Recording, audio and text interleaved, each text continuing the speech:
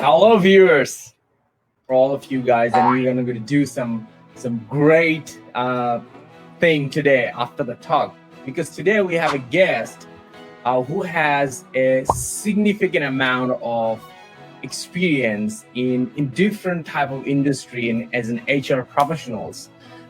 She also been a senior manager in human resources in RMIT University as well too. And after bringing so many experiences in the industry, finally she decided to start helping other HR professionals to be successful in HR role. So now she's a lecturer of human resource management at Marcus Oldham College. And I'm pleased to introduce you today, Kat Gorman. Hi, Kat. Kat, how are you today? Very well, thank you, and hello, everyone. All right, so if you want to build your career in HR field, this is a great stream for you to watch. If you want to, you are also already in, want to do an organizational development, or you want to do your future career forecasting in any field, we're going to talk about it too as well too. Now I want to move to the next part actually.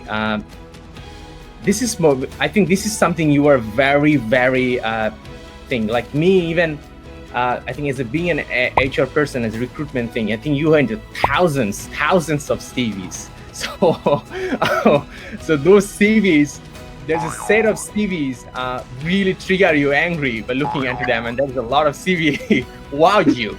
So yeah. So with that situation, basically, there's a lot of people still don't know how to write a great CVs, or really constantly putting the things in their CV. So in this part, we really wanted to bring value for the viewers. What would be your 7 tips to make a stunning CV?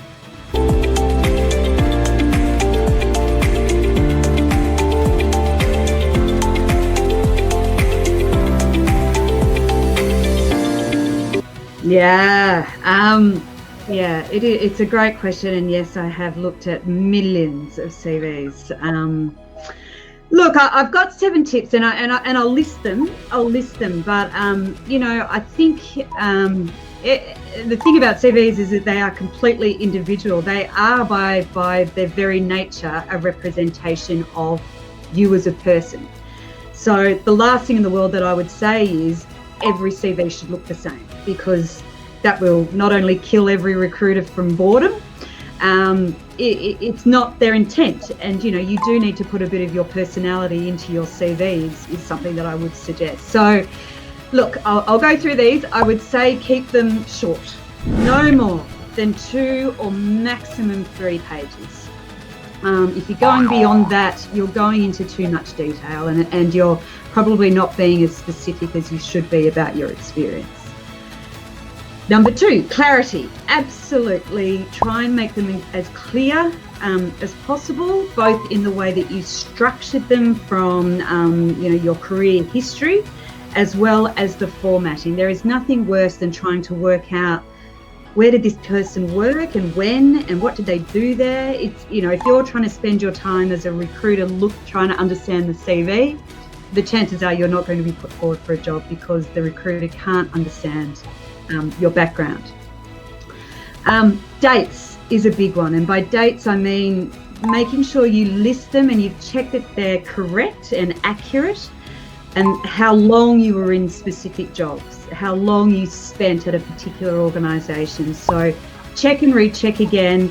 Also explain any absences or any time you might have taken a break from the workforce, because if you got on a CV that you finished one job in December 2016 and then you don't start working again until June 2017, the first thing, nothing else will matter. The first thing will be, what were they doing for those 6 months? And that's, and so think about dates. Obviously, highlight your technical skills in your CV and your transferable skills. By transferable, I mean those soft enterprise skills that apply across every job that you might go for. But don't fall into the trap of continually using the same CV for every job. It is fine to tailor your CV so that it is specific to the job you're applying for, and in fact, worth doing. get rid of the stuff that's not important and highlight the bits that are relevant for the job that you're applying for. So edit. Every time you send your CV off, edit it to make sure that it's selling you for that particular job. Make it interesting. I've talked about it should be something that is representing your individuality. Use color. Make it readable though. Don't use crazy fonts that can't be understood. Use color. Make sure it's formatted clearly. I'd avoid using photos. I know some companies request a photo, that's fine. But, obviously, if it's sort of stock standard or using a Microsoft Word template that everyone else is using, yours isn't going to stand out. And then I would obviously make sure that you list your qualifications, when you achieve them. I wouldn't be putting things in there like your personal interests. I think that those days are long gone. I think I'd be then perhaps focusing on things like, if you volunteered, what your social values are, I suppose, and where you might have gotten extra skills that are not necessarily represented in your career. So I would list those, as well as all your training and qualifications. So I think that's my key seven that I would recommend. I think that the amount of CVs you went through, I know that it's very hard to point out only 7 things, because you could run a whole workshop. Yes. Training people how to write a great CV. And probably we'd love to have you in such kind of workshop as well. If you could pull up some time from your busy schedule, I think you are going to love it, because there's a lot of people. The guys, here are the summary of the seven things you do to have a great CV. Number 1 is keep it short. Not make it as an essay. Number 2, make it very clear and transparent so everybody can do it. People call it, if you're 75 years old woman or grandma can read it and understand it, so that's very clear. Number 3 is about put the dates very clearly and correctly, because dates are very crucial, because that's what the recruiter go through. You're hearing from the recruiter. Number 4 is make sure your transferable skill and all there, and do not send the same piece of standard CV for every job. It takes time to edit, but it's worth it. Again, otherwise it's very annoying and you're not going to stand out. Number 6 is make it interesting. Use colors. Don't make it boring. Number 6 is list your qualifications, proper qualifications. They all love to read them. And number 6 about don't talk about your some unvaluable hobbies. If you love watching TV series, probably it's not going to be good. But if you do some volunteering and helping some community stuff, put it on. That's going to be added value.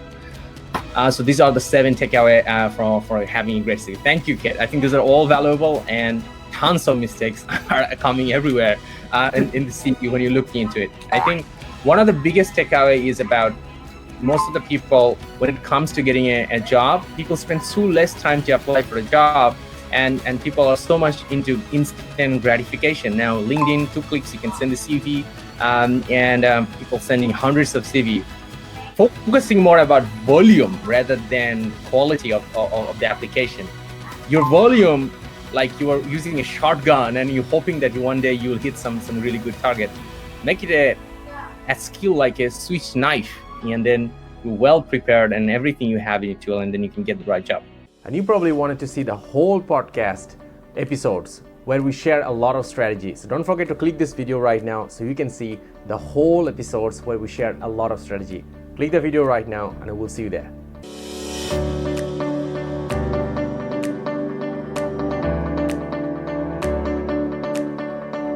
Are you a leader or an HR professional? So for you, this is a great channel. So don't forget to subscribe.